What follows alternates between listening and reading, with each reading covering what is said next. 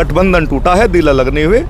वो हमारी बड़ी बहन है। देखो अभी सस्पेंस बाकी है। जैसे तो जाहिर सी बात है कि अभी जयंत चौधरी की जो उम्मीदें हैं और जो हमदर्दियां हैं वो अभी भी इंडिया गठबंधन और कांग्रेस पार्टी के साथ है। दोस्तों नमस्कार, मैं नीरज चौहान, स्वागत आप सभी का गांव गोहान में।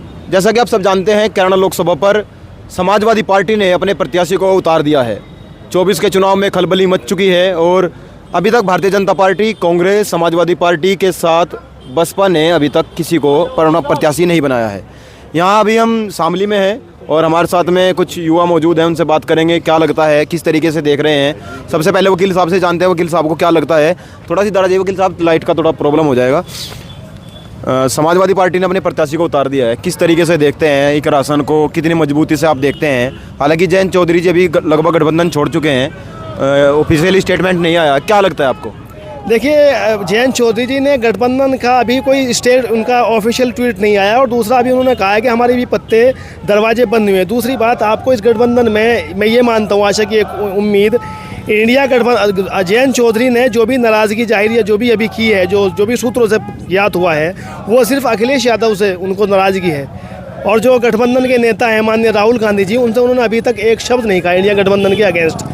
तो जाहिर सी बात है कि अभी जयंत चौधरी की जो उम्मीदें हैं और जो हमदर्दियां हैं वो अभी भी इंडिया गठबंधन और कांग्रेस पार्टी के साथ हैं। और अगर उनका डिस्प्यूट अगर अखिलेश यादव जी के साथ अगर कुछ है तो मैं समझता हूँ कि वो बहुत जल्द सॉल्व हो जाएगा उनका। आपको लगता है इस तरह की बात हो जाएगी? लगता है मुझे, अभी ऐसा लगता है। अच्छा, इकरा हसन को कितना मजबूत देख रहे हैं चुनाव को लेकर, क्योंकि चुनाव होने वाला है, और किस तरीके से देखते हैं, जिस तरीके से फील्ड में रही हैं, और जो अभी सांसद है प्रदीप चौधरी जी, कहते हैं लोग कि वो मैदान में नहीं आए, और इकरा हसन तो हमारे जीने में मरने में हर जगह हमारे साथ रहे। आपको लगता है कुछ हो पाएगा? देखिए, अगर इकरा हसन अगर इंडिया गठबंधन से इलेक्शन लड़ेंगी तो निश्चित तौर से वो जीतेंगी और उनकी जीत होगी, क्योंकि वो बहुत अच्छे संघर्षशील और युवा हैं और उन्होंने बहुत ज़बरदस्त तरीके से वो अभी जो उनका स्ट्रेटजी है और जो उनका संघर्ष है वो जारी है, और वो इंडिया गठबंधन की जो कैंडिडेट होंगी तो वो बिल्कुल अच्छी फाइट करेंगी और जीतेंगी। मेरी लगता है, मुझे ऐसा उम्मीद है मुझे कि वो बिल्कुल जीत हासिल करेगी। लेकिन अभी जो जाट है लगभग वो पूरा तो चौधरी साहब के साथ चला जाएगा। अगर भारतीय जनता पार्टी से हाथ मिलाकर जाट उधर चलाएगा तो फिर तो कोई चांस लगता नहीं जीतने का। देखिए, अभी ऐसा क्लियर नहीं, हमने आपसे पहले भी कहा है और हम अभी भी कह रहे हैं कि अभी जयंत चौधरी जी का या जो भी आरएलडी के लोग हैं उनका जो डिस्प्यूट आया है वो सिर्फ समाजवादी के साथ आया, समाजवादी पार्टी के। माननीय राहुल गांधी जी के प्रियंका कांग्रेस पार्टी के खिलाफ उन्होंने एक शब्द नहीं कहा। तो जाहिर सी बात है कि वो जो भी अलायंस के जो साथी हैं उनके, कांग्रेस सबसे बड़ा अलायंस का पार्टिसिपेट करने वाली पार्टी है, तो अगर वो कांग्रेस के खिलाफ अगर वो कुछ नहीं बोल रहे हैं तो जयंत चौधरी की जी हमदर्दी इंडिया गठबंधन के साथ हैं। और जब इंडिया गठबंधन होगा तो उसमें अखिलेश भी होंगे और जयंत चौधरी जी भी होंगे। तो हमें लगता है कि ये गठबंधन जो है जयंत जी का कांग्रेस के ही साथ होगा, इंडिया के साथ होगा। जी आ जाओ, तुम भी आ जाओ। और इसमें जो भी कैंडिडेट होगा इंडिया गठबंधन का वो बहुत निश्चित रूप से जीत दर्ज करेगा। जी।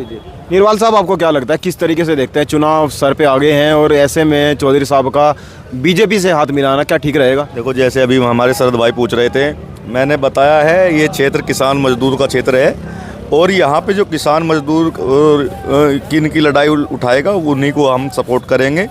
देखो, यहाँ पे आज के टाइम में हर आदमी त्रस्त है, कौन त्रस्त नहीं है? युवा त्रस्त, मजदूर त्रस्त, किसान त्रस्त, और हम अधिवक्ता भी है, अधिवक्ता भी त्रस्त। हम पश्चिम उत्तर प्रदेश हाईकोर्ट बेंच की मांग कब से कर रहे हैं, कोई सुनवाई क्यों नहीं हो रही इसकी? अभी सरकार ने आदेश कर दिया, फिर वापस ले लिया। क्या चाहते हैं सरकार पश्चिम उत्तर प्रदेश से? बताइए।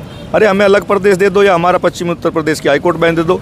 अरे हम तो वैसे ही मर रहे हैं, यहाँ पे तो हर तबके का शोषण हो रहा है भाई। नहीं, अच्छा, इससे क्या फ़र्क पड़ेगा? चौधरी साहब जो बीजेपी के साथ चले गए हैं, क्या कैराना लोकसभा पर कोई उम्मीद लगती है आपको कि गठबंधन जीत पाएगा? देखिए, मैं आपको फिर बताना चाहता हूँ, अभी साथ नहीं गए भारतीय जनता पार्टी, वो अपने मोनोफेस्टो पे चल रही है। जो उनके थे ये चुनावी तरीके होते हैं, उन्होंने चरण सिंह जी को मानने हमारे जो रहे उन्हें भारत रत्न देना था, ठीक है, लेकिन हम ये चाहते हैं कि जैन साहब हमारे बहुत ही बुद्धिजीवी और ईमानदार नेता हैं और हम उनके साथ कंधे से कंधे मिलाकर खड़े हैं।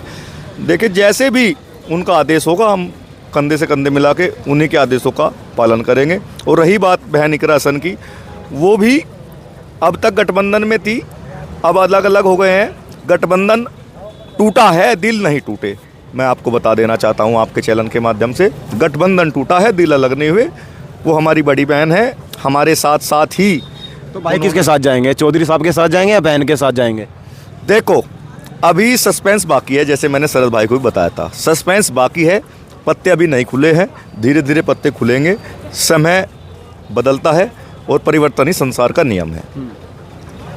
अगर चौधरी साहब बीजेपी के साथ चले गए तो क्या इकरसन दाव मार पाएगी, क्योंकि बड़ा टेढ़ा हो जाएगा चुनाव? अभी उसके बारे में मैंने आपको पहले बताया, सस्पेंस बाकी है, उसमें आपको भी और हमें भी, सभी लोगों को, क्षेत्र के लोगों से भी अपील करना चाहूँगा, उसमें धैर्य बना के रखें, कोई भी स्टेटमेंट अपनी तरफ से ना दे जब तक अभी पत्ते नहीं खुलते।